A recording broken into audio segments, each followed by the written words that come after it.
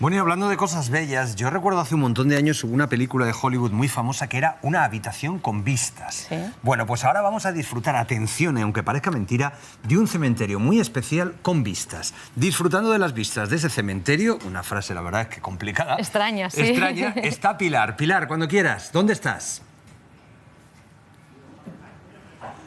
Pues bueno, chicos, ahora estáis viendo exactamente la Torre de Doña Blanca, que seguro que los más avispados, al decir ese nombre, ya saben dónde nos encontramos, pero para que quede claro, nos encontramos en la preciosa localidad de Albarracín, en la ciudad, ya podemos decir, yo creo que la más bonita del mundo, sin complejos. Así de claro, ¿no?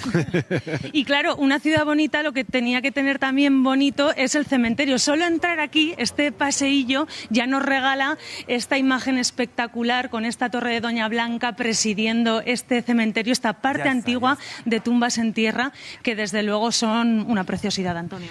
Mira, yo creo que es realmente la primera visión de Albarracín, cuando llega a dejar uno el coche en este aparcamiento, es encontrarse el cementerio con este mar de tumbas y la torre de fondo. Eso les impacta a todo el mundo, pero a los artistas todavía más. Todos los artistas que han conocido este emplazamiento, que han expuesto en la torre, se han ido siempre con alguna imagen, con algún recuerdo, con algún grabadito, con algo que testimonia su paso por aquí, contando con el cementerio. Un blog grande necesitan los artistas para dibujar todas las panorámicas, todas las fotografías que nos regala la ciudad de Albarracín. Y vamos a ir caminando durante todo el directo porque aquí en este cementerio hay mucho que ver. Ya podemos ver esta parte más antigua con estas tumbas en tierra y ya nos habla un poquito de la historia de este cementerio que se remonta a la época medieval, cuando aquí justo esta construcción que tenemos aquí correspondía al convento de los dominicos. Sí, realmente fue el primer emplazamiento cristiano que hubo en Albarracín, justo en el ángulo del meandro en el que se sitúa la ciudad.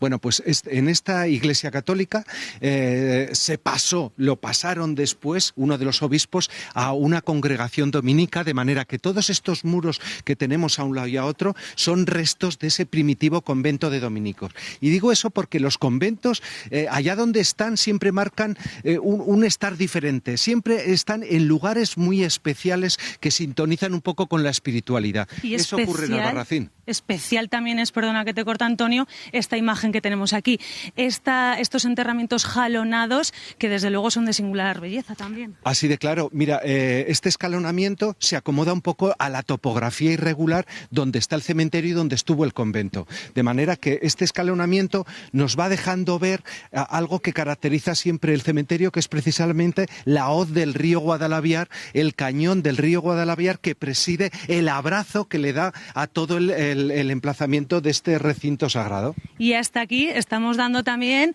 pinceladitas de lo bonito que tiene este cementerio, como vemos también vecinos, familiares que se acercan a acompañar a los familiares fallecidos tiempo atrás.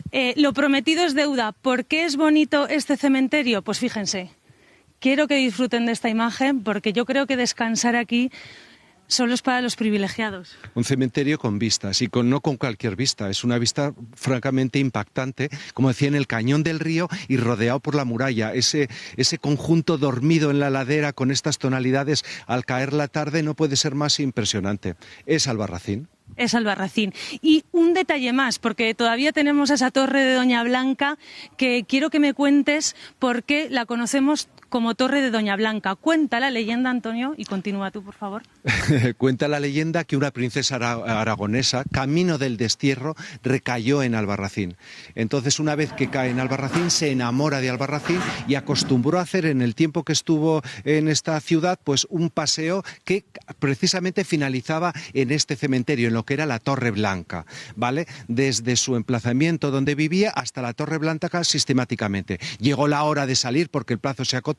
¿Y qué ocurrió? Pues que la princesa había desaparecido. Todo el mundo dio por hecho que la princesa había muerto, y había muerto en su emplazamiento especial, que era la Torre Blanca. Elige un buen sitio. El mejor sitio, sin duda, ¿no? Justo en el ángulo del meandro. ¿Qué es lo que ocurre? Que a partir de esa desaparición, todos los plenilunios del mes de agosto, aparece Doña Blanca bajando hacia el río a lavarse en las aguas cristalinas del Guadalaviar.